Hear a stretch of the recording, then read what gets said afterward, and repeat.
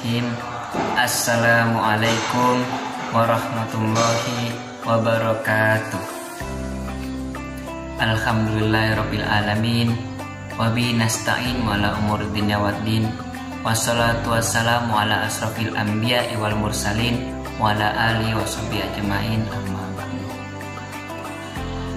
Yang saya hormati guru-guru, ustadz-ustazah, serta panitia lomba review kitab ta'alim muta'alim yang semoga dirahmati oleh Allah Subhanahu wa taala. Amin amin rabbal alamin.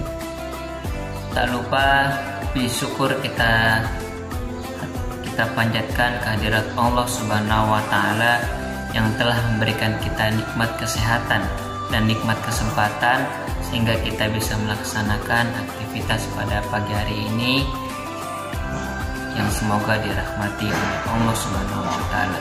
Amin amin rabbal alamin. Shalawat beserta salam tak lupa kita curah limpahkan kepada Habib tertinggi anti korupsi, baginda termulia anti durhaka, is the best man leader of leader, yakni Habibana wa Nabiyana wa Syafiana wa Karimana wa Maulana Muhammadin. Allahumma sholli wa sallim. Karena berkat jasa beliaulah kita bisa merasakan Islam sampai dengan saat ini. Baik, sebelumnya perkenalkan, nama saya Muhammad Razul Khair dari kelas 11 IPS 1 dan bersekolah di SMA IT Darul Hikmah Bontang. Baik, setelah saya membaca secara keseluruhan kitab Ta'alim Muta'alim yang dikarang oleh Syekh Imam Zarnuji yang mempunyai 13 pasal. Pasal yang pertama menerangkan tentang hakikat ilmu, hukum mencari ilmu dan keutamaannya. Yang kedua, niat dalam mencari ilmu. Yang ketiga, cara memilih ilmu, guru, teman, serta ketekunan. Yang keempat, cara menghormati guru dan ilmu. Yang kelima, kesungguhan dalam mencari ilmu, beristiqomah dan cita-cita luhur. Dan yang keenam, ukuran serta urutannya. Yang ketujuh, tawakal. Yang kedelapan, waktu dalam belajar atau menuntut ilmu. Yang kesembilan, saling mengasihi dan saling menasihati. Yang kesepuluh, mencari tambahan ilmu pengetahuan. Yang kesebelas, bersikap warok ketika menuntut ilmu. Yang ke-12, hal-hal yang dapat menguatkan hafalan dan yang bisa melemahkannya. Dan yang terakhir, yang ke-13, yaitu hal-hal yang permudah datangnya rezeki dan hal-hal yang dapat memperpanjang dan mengurangi umur. Nah, di dalam 13 pasal tersebut ada satu pasal yang membuat saya itu bisa lebih semangat dalam menuntut ilmu dan membuat saya bisa lebih paham bagaimana cara saya membedakan ilmu yang baik dan cara menuntut ilmu yang baik dan cara menuntut ilmu yang salah, yaitu pada pasal nomor 3.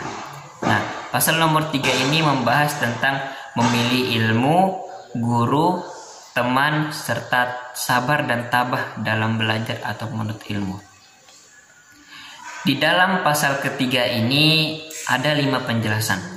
Penjelasan yang pertama mengenai syarat-syarat ilmu yang dipilih.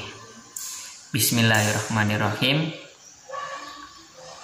Yang membagi litolibil ilmi an yahtaro min kulli ilmin ahsanahu wa ma yahtaju ilaihi fi amri dinihi fil hali thumma ma yahtaju ilaihi fil mal. Para santri harus memilih ilmu pengetahuan yang baik atau yang cocok bagi dirinya sendiri. Pertama-tama yang perlu dipelajari oleh seorang santri adalah ilmu yang paling baik dan yang diperlukan di dalam urusan agama. Dalam urusan agama pada saat itu. Nah, kemudian setelah ilmu-ilmu agama, baru ilmu-ilmu yang diperlukan pada masa yang akan datang kelak. wa yuqaddima ilmat tauhid wa ya'rifallaha ta'ala bid-dalili fa inna imanal muqallidi wa in kana sahihan indana lakin yakunu siman bitarkil istidlal. Ilmu tauhid harus didahulukan supaya santri mengetahui sifat-sifat Allah berdasarkan dalil yang otentik, karena imannya yang taklid tanpa mengetahui dalilnya sekalipun sah pendapat kami, tetapi ia berdosa. Itu penjelasan yang pertama mengenai syarat-syarat ilmu yang harus kita pilih. Penjelasan yang kedua yaitu tentang syarat-syarat guru yang dipilih. Dalam memilih guru hendaknya kita mengambil yang lebih alim, warok, dan juga lebih tua usianya. Sebagaimana Abu Hanifah setelah lebih dahulu memikirkan dan mempertimbangkan lebih lanjut, maka menentukan pilihannya kepada Tuan Hamad bin Abu Sulaiman. Selanjutnya, penjelasan yang ketiga yaitu tentang bermusyawarah. Maka seharusnya bagi seorang santri atau pelajar itu gemar bermusyawarah dalam segala hal yang dihadapi. Demikian Allah Subhanahu wa taala memerintahkan Rasulullah Shallallahu alaihi wasallam agar memusyawarahkan segala halnya. Toh tidak ada orang lain yang lebih pintar daripada beliau, dan masih diperintahkan bermusyawarah hingga urusan-urusan agama, urusan-urusan rumah tangga beliau sendiri. Dan yang keempat, penjelasan yang keempat yaitu tentang sabar dan tabah dalam menuntut ilmu. Ketahuilah, sabar dan tabah ini itu pangkal keutamaannya dalam segala hal, tetapi jarang yang bisa melakukannya. Kenapa? Karena dengan sabar dan tabah ini insya Allah hati kita bisa tetap tenang, walaupun apa yang kita harapkan itu tidak sesuai dengan kenyataannya. Dan yang terakhir, yang kelima yaitu menjelaskan tentang memilih teman. Nah, tentang memilih teman, hendaknya kita memilih teman yang waro. Kita memilih teman yang waro, bertabiat jujur, dan mudah memahami masalah kita, dan menyingkiri. Kita harus memilih teman itu. Kita harus menyingkiri teman-teman yang pemalas, yang pengangguran, dan banyak bicara, suka mengganggu dan gemar memfitnah.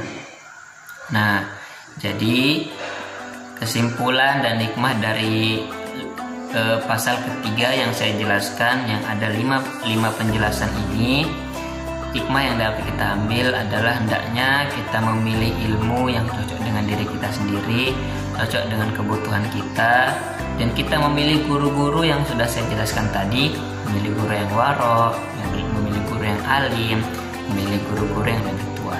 Nah, sebelum kita memilih itu semua, hendaknya kita bermusyawarah. Kita bermusyawarah dengan orang-orang terdekat seperti orang tua, kerabat-kerabat yang lain, sebelum kita memilih apa yang menjadi pilihan kita, agar itu tidak menyesal kita akhirnya. Nah, pada saat kita menyesal atau kita tidak sesuai dengan harapan, itu kita harus sabar dan tabah. Nah, dalam menuntut ilmu itu kita harus sabar.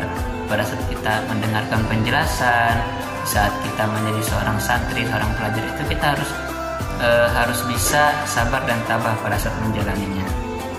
Dan yang terakhir, marilah kita memilih teman yang baik, memilih teman yang sesuai dengan kebutuhan kita. Teman kita, hendaknya kita memilih teman yang baik, yang bisa memahami apa yang kita rasakan. Gitu.